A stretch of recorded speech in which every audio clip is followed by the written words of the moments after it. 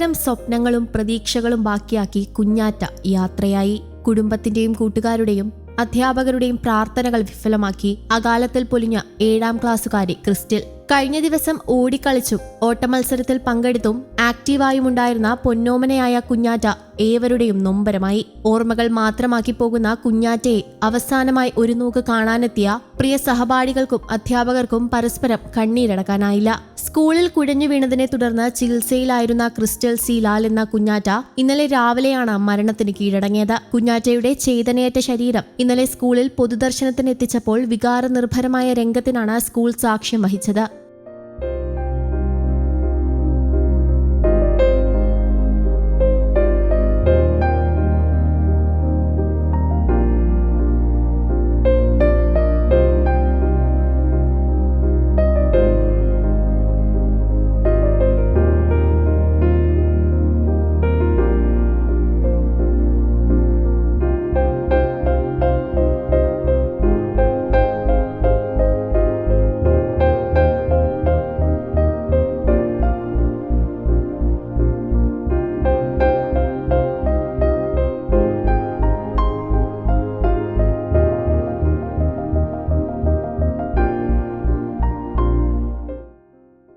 School അങ്കണത്തിലേക്ക് അവസാനമായി എത്തുമ്പോൾ അധ്യാപകരും സഹപാഠികളും രക്ഷിതാക്കളുമെല്ലാം കണ്ണീരോടെ കാത്തുനിന്നു.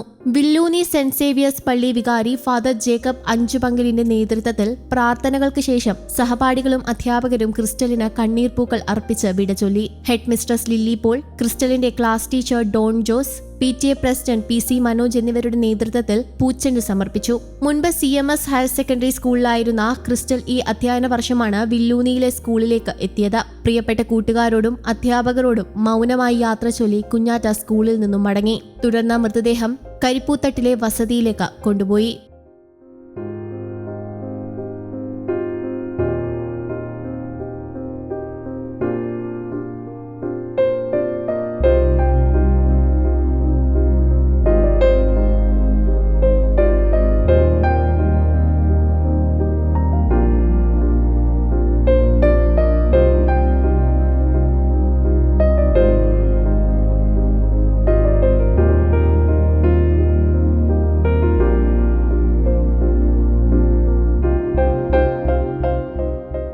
News desk, Kerala Kaumudi.